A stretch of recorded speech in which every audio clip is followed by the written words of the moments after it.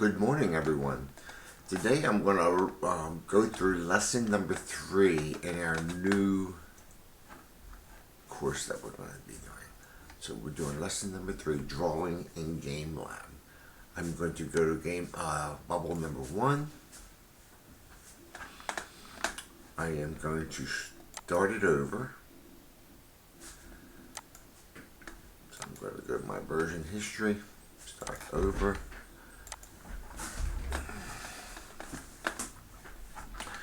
So it says, welcome to Game Lab, where you can create interactive animations and games. You've already practiced the basis of putting shape into a grid. In Game Lab, you will do the same with the display area on the left. Do this. Look at the line of code in the workspace below these instructions. Show me where. Right here. That's your game code. And discuss with your partner where you think a shape will be drawn on the grid. Click Run to run the program, see what happens. Change the numbers inside the block, then try running the program again. Try to place the rectangle near the bottom right of the screen. Now we did this all in class, but I want the people who missed or who didn't work to look at it. I'm always going to turn my grid on. This is a 400 by 400 pixel grid. I'm going to hit run, and you can see that the rectangle is right here, and it's set at 100 100. We want to try to put it down in this area, so I'm going to change these numbers to 400 400.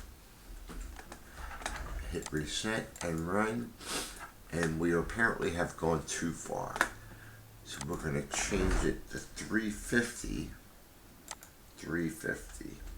Each one of these boxes is 50 pixels. So I'm going to hit reset and run, and there we have. Click finish, and we're going to move on to the video. And I'm going to play the video.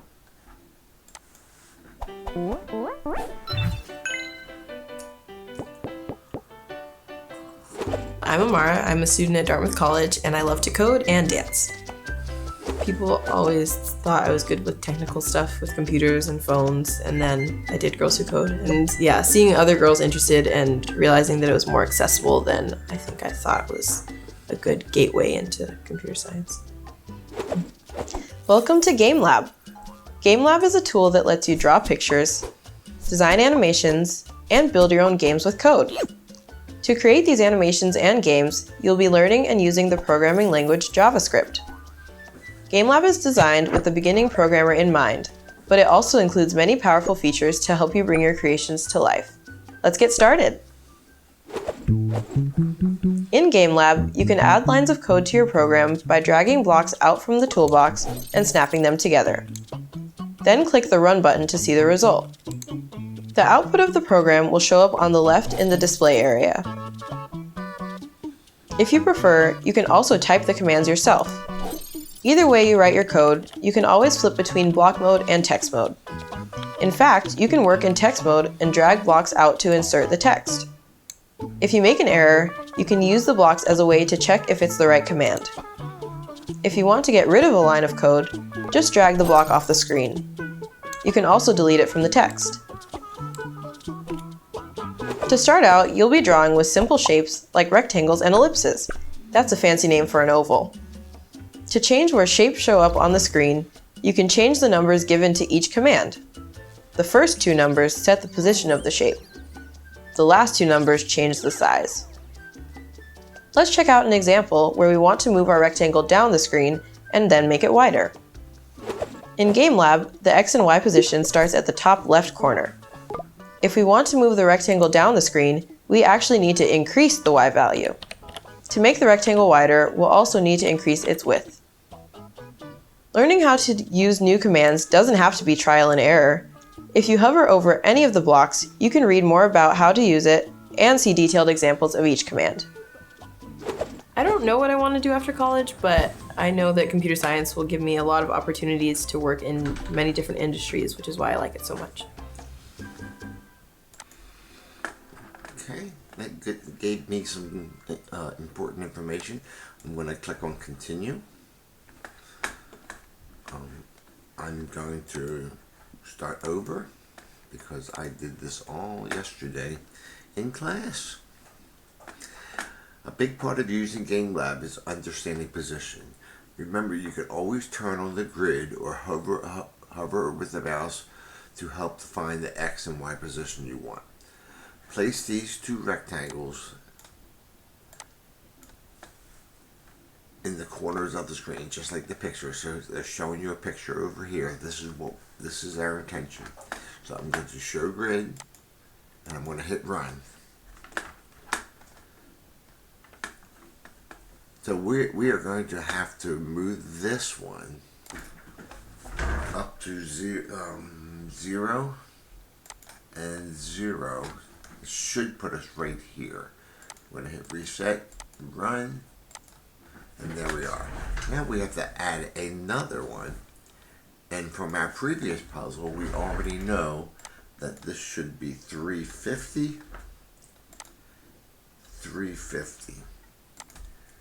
And I'm going to reset and run, and there is our solution to our puzzle. Okay, click on finish, and I'm going to continue. And here we have another video, so let's watch it.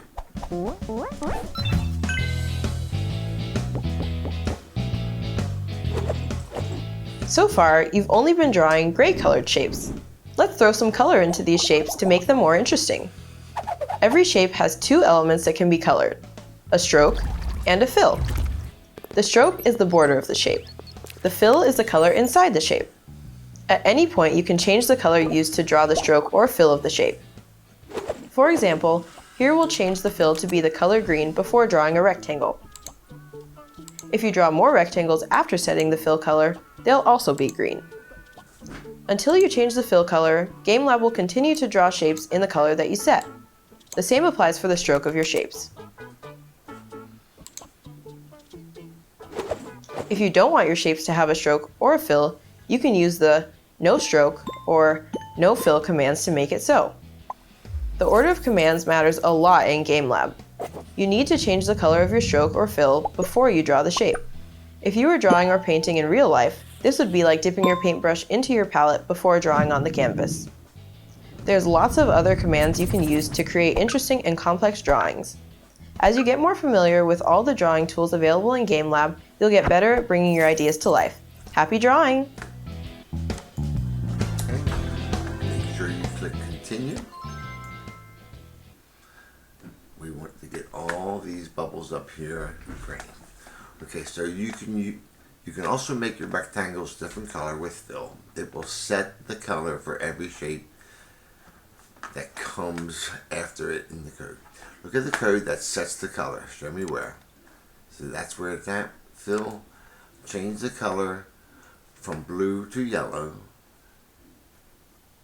Add a new square by dragging a rectangle block into the code area below the fill command. Show me where. There we are again. And the new square can go to any location on the screen you like. We want to try to make it look like this. So I'm going to come over here, hit show grid, and run. So we want to change. Oh, I didn't start over. Excuse me. Let me start it over. Right. So I'm going to click run. The blue. So we're going to come up here where it says blue, and we're going to type in yellow. Hit run. And now they're yellow. Now we got to put in one more rectangle. So I'm going to put that underneath. So this is at 250. 100, 100, 250, 100. So let's make the rectangle 100 to, let's just leave it at 200 and see what happens. There we are. Okay, I hope that helps. Make sure you click finish, continue. In Game Lab, it matters what order your code is in. New shapes are drawn on top of the ones that came before, covering up the shapes that are drawn first. You can see the difference when you use more than one color in your code. Do this. Look at the code that draws the two rectangles. The first one is drawn red and the second is drawn blue. Change the red rectangle's color to green. Change the order of the code so the green rectangle appears on top. So I'm going to hit my grid. I'm going to hit one. So we just want to change positions of this blue and green rectangle. So for the first one, I'm going to change it the green. Oh, I spelled it wrong. It's early in the morning. And I'm going to change the green to blue. Hit reset. Run. How did I do that? Oh, I gotta change the numbers too. So 175,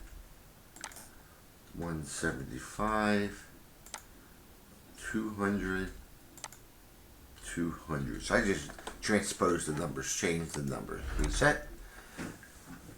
And I still don't have it correct. I want the green to be on top. So now I'm just going to put the numbers, change them back to the one I had in the first place.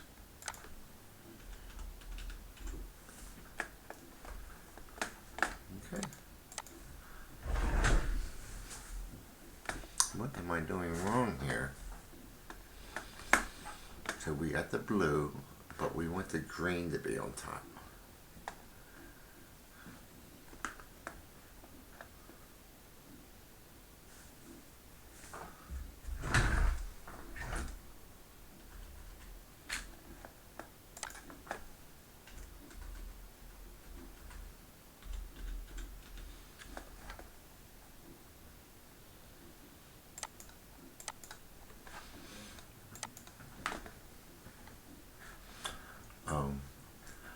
I'm going to start over here.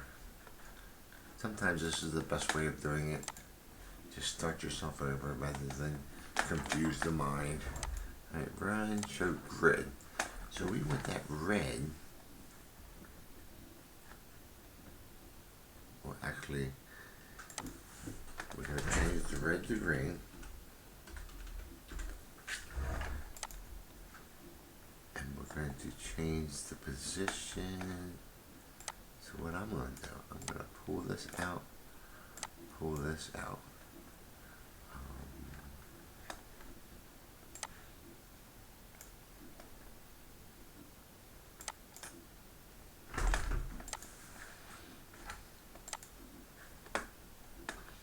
make that blue.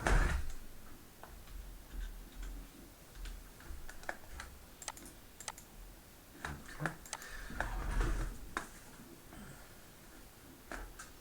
Fill color, and I believe I had this already. I'm going to make this 175.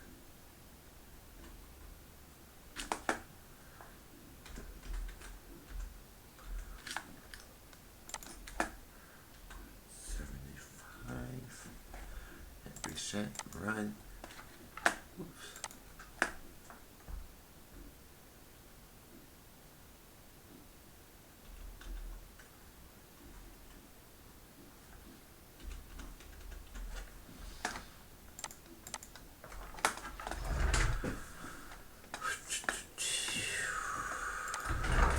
$200.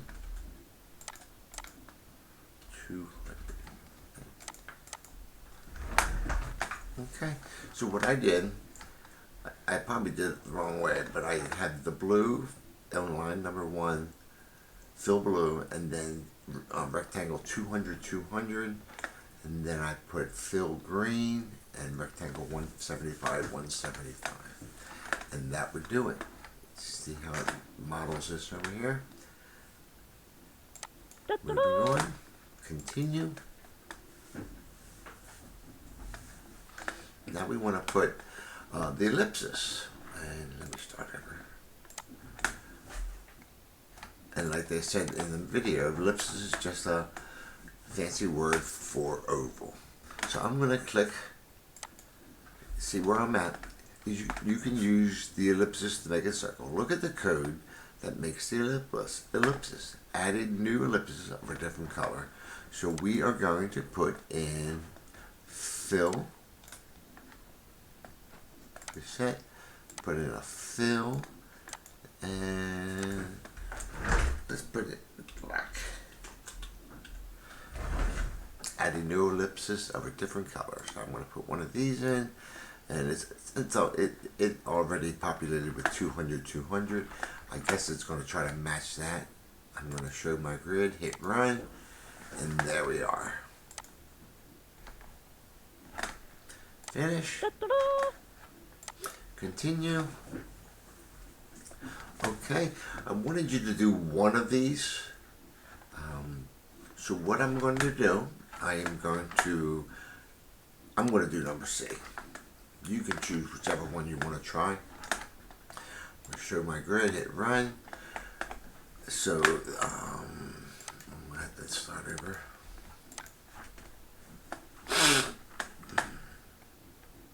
Grid, run. So we have our colors mixed up. So we have the rectangle, which is gray. Read the code that makes the stoplight. Change the code so the colors are correct. So we have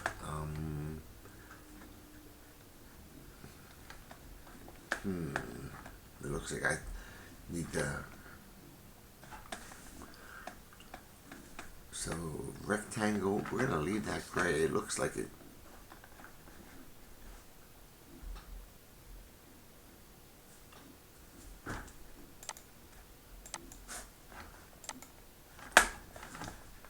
And of course I have to start over. So the rectangle over here in this picture looks black. So it looks like they put 3 different rectangles in there. So I'm going to put up here, up top.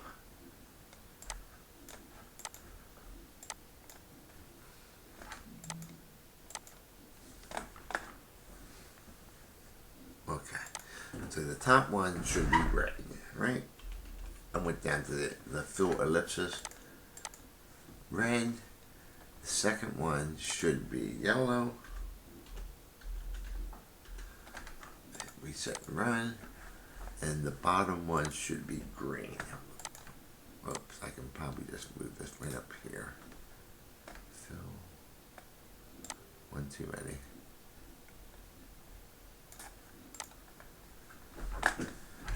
Reset.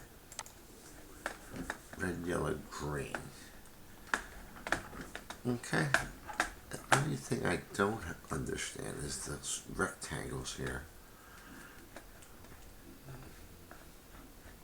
75. So they put a rectangle for each one of these. So I'm just going to leave it the way it is.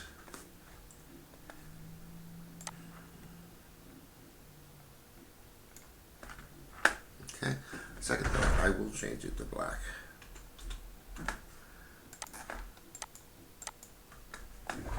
And that looks like it fixed it. It fixed all 3 of those. Okay, I hope that was helpful. I'm going to finish up. Now on this puzzle, oh, I'm sorry, we're going to go to number 9. Number 9 I counted as an assessment. If you showed some understanding, I gave you a 6. If you completed it correctly, which a lot of kids did, the kids who tried, I'm going to hit run.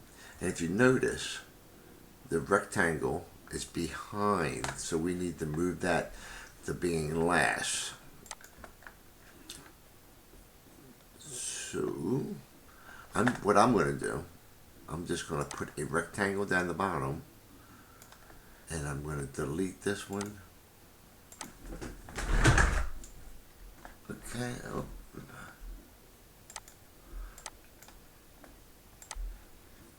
I'm just going to throw it away. I'm going to hit run again.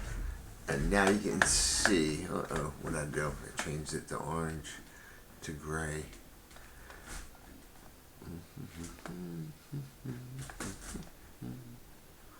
Orange, orange, orange. Oops, I took one of my ellipses out too. So I'm going to put that back.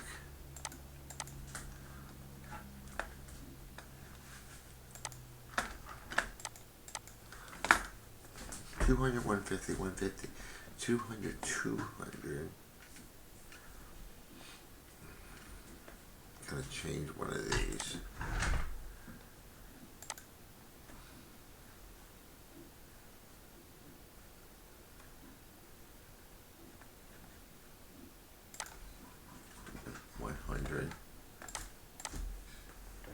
Yikes.